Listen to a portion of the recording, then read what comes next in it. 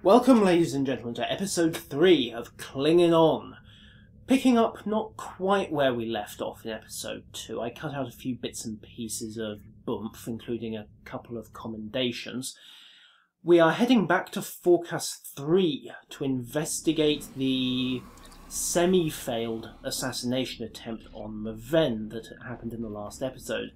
I say semi-failed because, of course, while Maven is dead, it was mostly his own epic headbutt that did him in. And I have no idea why there are still Romulans on this map. On the other hand, we have a job to do, and the Lady Sorella wishes us to find out just which bunch of Klingon patak were aiding the Romulans, because, obviously, Romulans tend to stick out in a place like this, and then just tend to get stuck with knives, batons, other pointy instruments. So they presumably had help, and the quickest way to work that out is to search the dressing rooms of the competitors in the Bat'leth tournament, because obviously it was going to be one of this lot who hired Romulans, and yeah, thankfully we weren't caught doing that. First we off a member of the Chancellor's house in the middle of a tourney, and then we decide to break and enter into their dressing rooms. If we were trying to get ourselves assigned a suicide mission into Federation space, this is probably a good way to do it. However, it wasn't the Chancellor's house. You don't get to be Chancellor by being stupid or tolerating anybody in your house being stupid. So naturally, if it was them, well, let's face it, they got rid of the evidence pretty convincingly. Wasn't this bunch of no-namers either, so let's move on, try room number 3.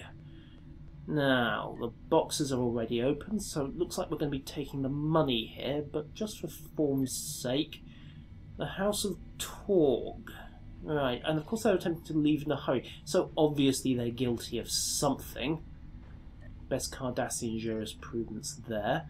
And, oh right, how did they come to have Romulan disruptors? Either someone's got a really weird taste in weaponry and an improper taste in weaponry, kind of like ordering Coca-Cola in a Pizza Hut, or they really are guilty of something and they were actually in league with the Romulans. And the fact that they're trying to kill us, well, that could either be a proper and entirely reasonable response to finding somebody breaking and entering, or they are actually guilty of this. Not that it really matters, it will do either way. And I thought you couldn't transport into here. Maybe they've just shut down the inhibitors because the tournament's over, and those are just sparring matches going on, but who cares? Let's head back to Kronos and inform the Lady Sorella that we may not have the culprit, but we certainly have a scapegoat. There's a nice little touch. At least we don't have to do this on the sector map. It's giving us a direct walk to Kronos option, which is a convenient time saver, particularly at the relatively low levels that we are, where you might not be completely familiar with the sector map. On the other hand, of course, making you toddle up and down the sector map, even on short sprints like the Kronos to Forecast leg, well, you could argue that that's a good way to get people familiar with the sector's layout. Right, the Akvo ritual. Please tell me it involves copious amounts of getting drunk. Nope, looks like it's going to involve a full-blown military assault. The watching over thing was supposed to be symbolic, guys. Did you miss that bit? Oh well, at least this is going to be the shortest Akvo ritual in history, and Worf is kicking ass. Not bad for a guy who must be, what, 80 or 90 by the time this game is set?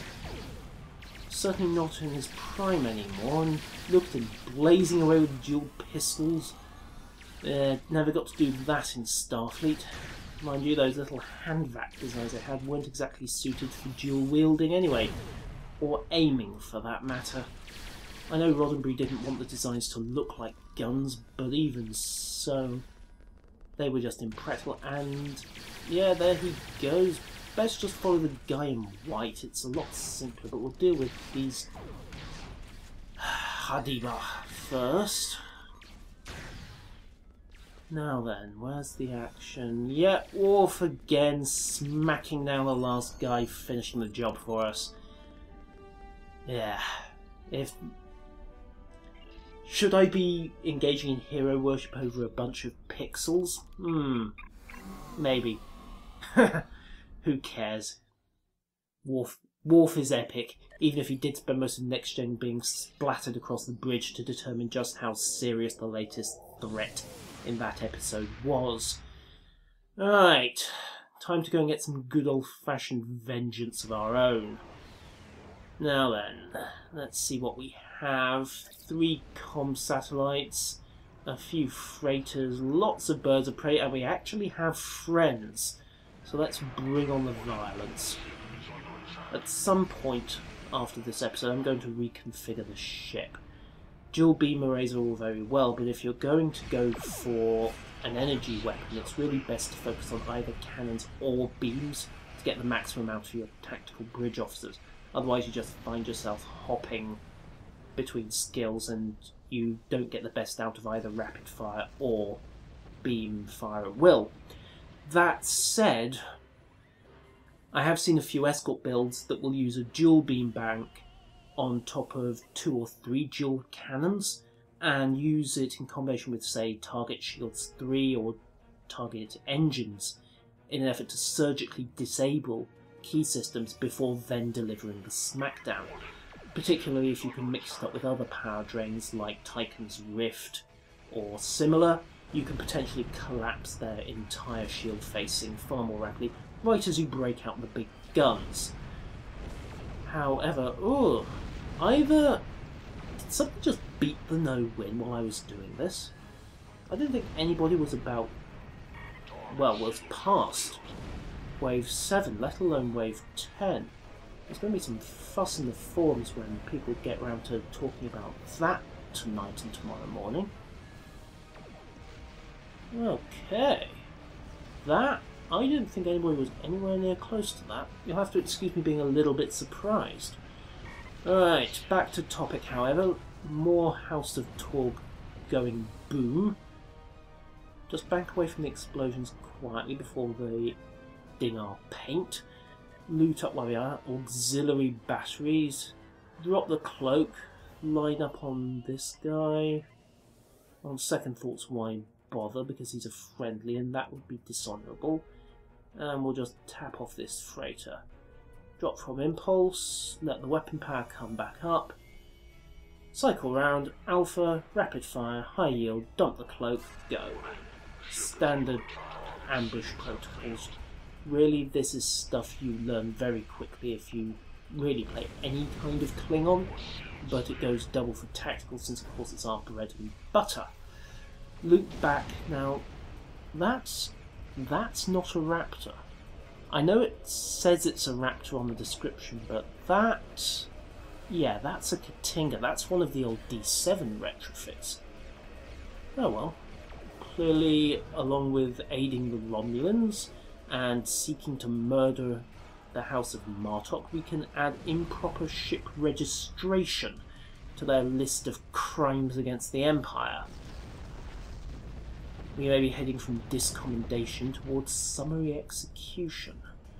On the other hand, they do kind of have to keep this game PG, so probably not. Now, is that a no? That's a full-blown starbase. Aha, that looks promising. Definitely don't want to be tangling with that. That's not only is it not our objective, I don't really want to try fighting a full-blown starbase just yet. There's the comm satellite. Looks like 2 squadrons, possibly 3 running defense. We'll get extra birds of prey because of course those guys always come in 3s. It would be more impressive if 1 and 2 actually managed to decloak, but I'm sorry, do you, House of Martok incompetence, call that an ambush? You're supposed to decloak with your guns facing your opponents. Well, let's start with the heavy lifting once again. Boom and boom. We're badly off angle for that 3rd bird of prey, so we're going to have to loop round. Or just go for the aft torpedo shot, which might be simpler. He's cloaked out. Back we come. Got the angle for the cannon this time, so line that up. And bang. And we get another little achievement. It's worth getting those, or at least focusing on one weapon type at a time, because once you cap out the achievements in this game, you do actually get a very small bonus. I mean small, it's only something like 2.5% to your damage and or resistance, depending on whether you've been dealing or taking the damage type in question. And now, yes, we do have that last bird of prey. Tactical team for the little bonus. Tractors to make sure he doesn't go anywhere and absolutely kill his defense value. And, well, you know the plot. Boom, boom, tickety boom. So we're a soldier of the Empire because we destroyed 20 of the Empire's ships. Let's not even question that. Let's just go with it. It's all very well saying things like that, but hey, generally soldiers don't kill off their own side's vessels. Now that is a Raptor, which means that we're up against something very similar to a standard Federation escort.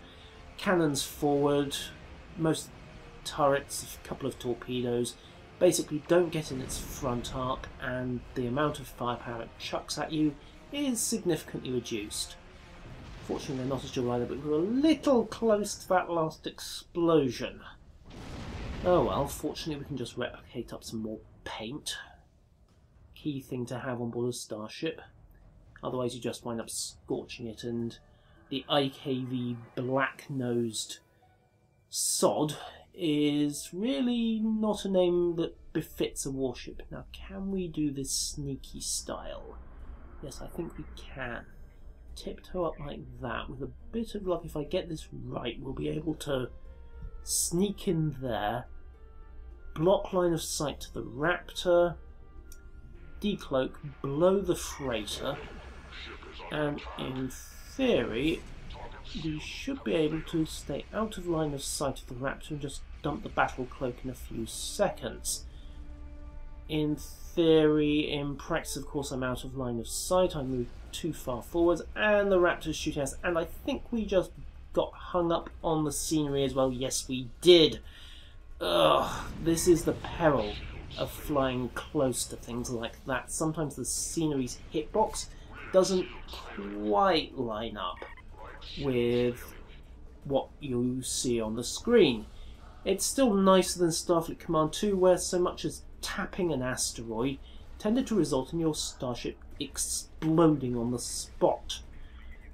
Apparently they don't build them like they used to back in the days, and this is a good thing, because otherwise, well, I'd have wrecked 2 starships by now, no matter what.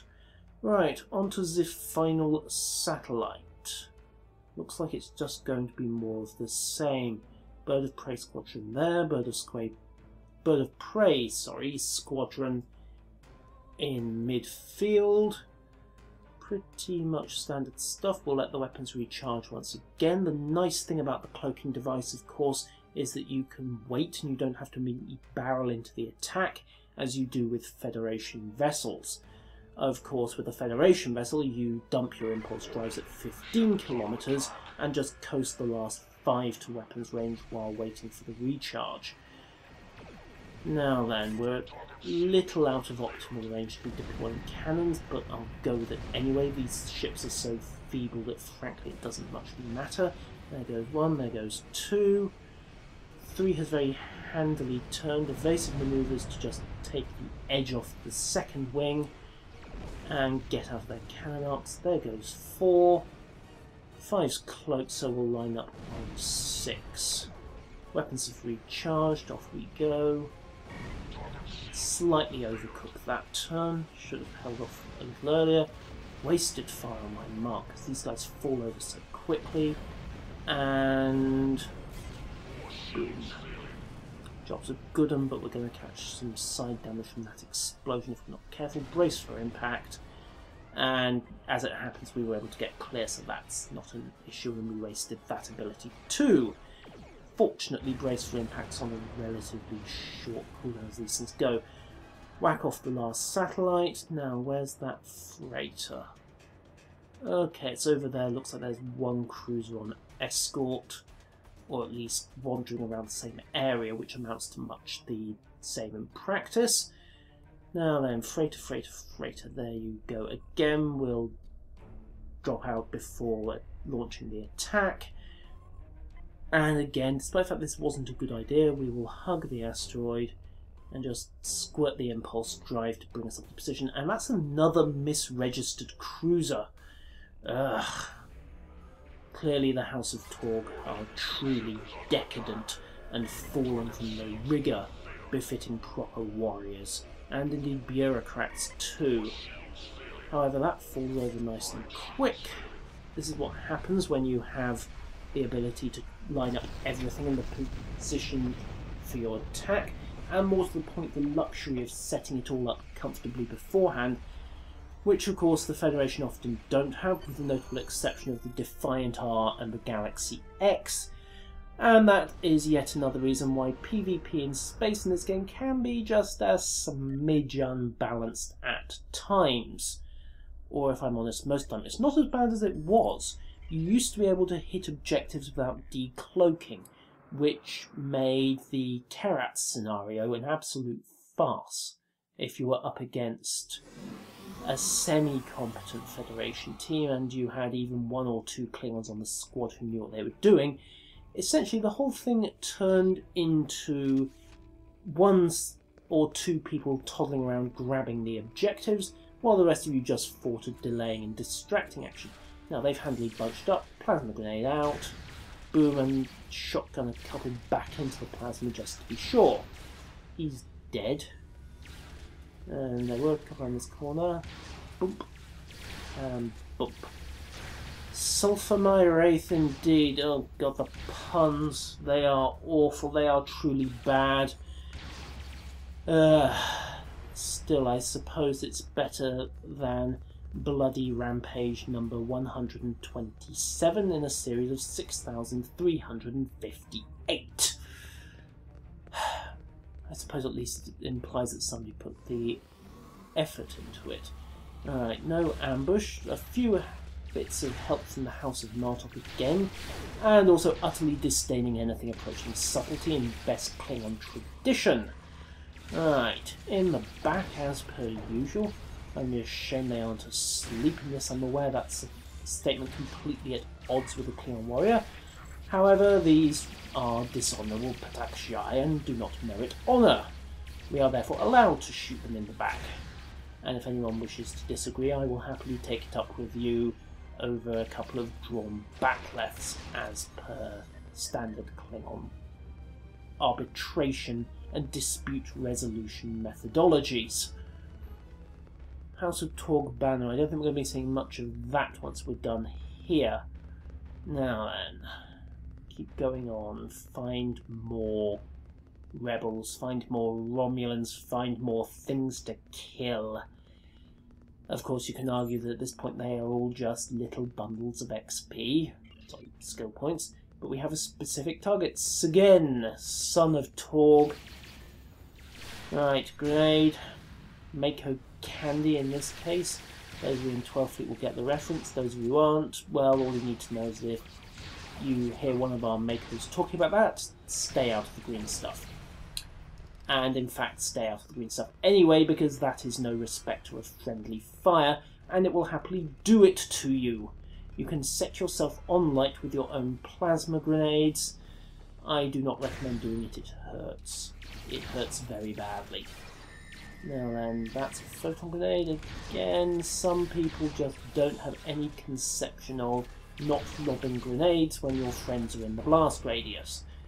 Then again, as we've discussed, they are dishonourable Patakshiai, and they don't have friends.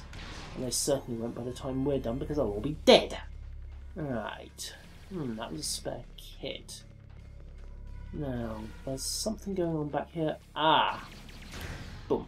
Right. Stop playing with your food, Talash.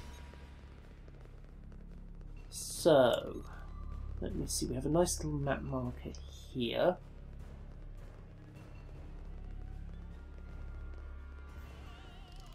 Another one? Doing well on the no-win? Either someone has seriously cracked how to do this and is spreading the word, or a lot of groups have just really gotten their game on in the last weeks. As I said, the last I heard, nobody was past wave 6 or 7.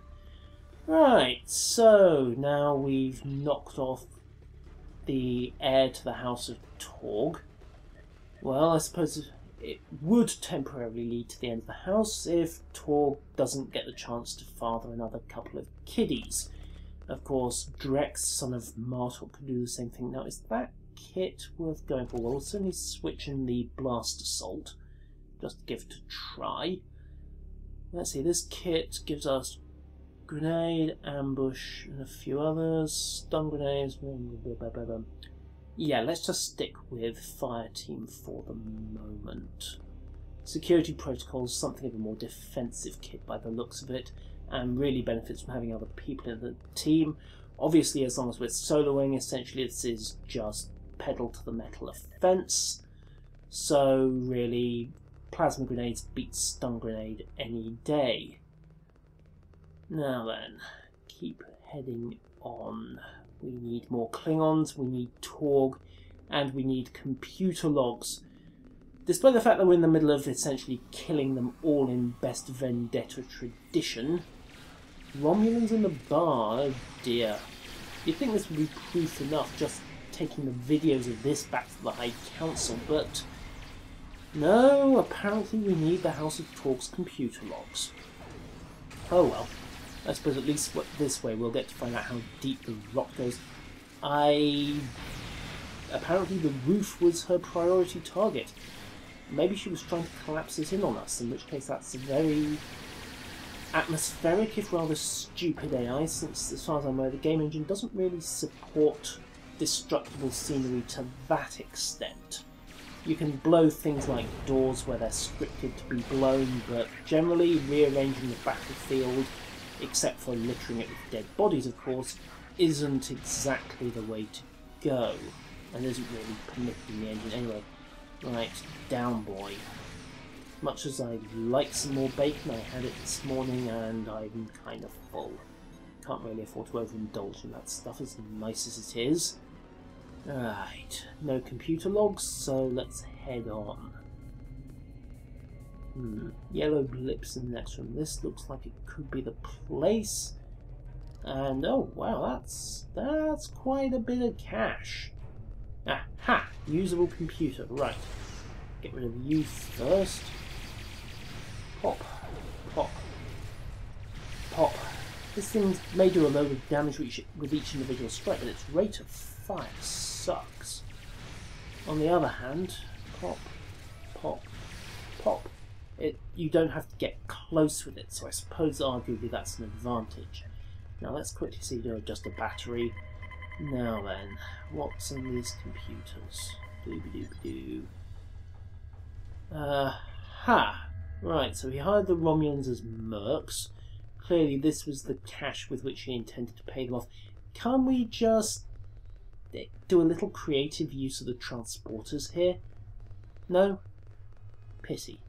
That would have been nice. Right. Wide beam pistols.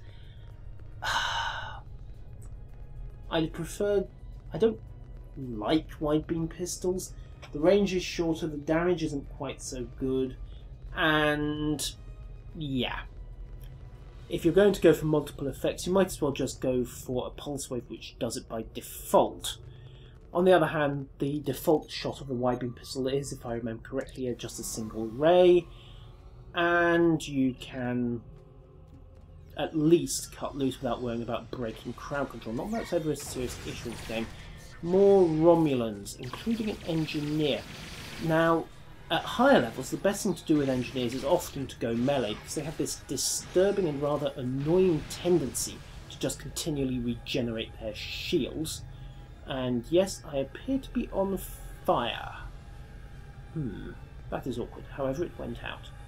Now then, off to confront Torg with a Romulan box, a computer log, and the severed head of his only son. Yeah, he's going to be reasonable about this, isn't he? Boss fight incoming. Perhaps. I'd like to think we're going to get the chance to just butcher this guy in single combat, but we'll see. Anyway, where is he? Where are you? Where are you, miserable little Hadiba? Where is the Nukja-sucking Tolkut? Aha! Right, architecture just only slightly resembles the Great Hall, and the noble Torg is an ambitious man. Ay, and Cirella is an honourable lady to have told us so. Right, let's just go. And is he beaming out? I don't believe this. Little... Gah! Right, looks like we're going to be having a chase scene again, aren't we?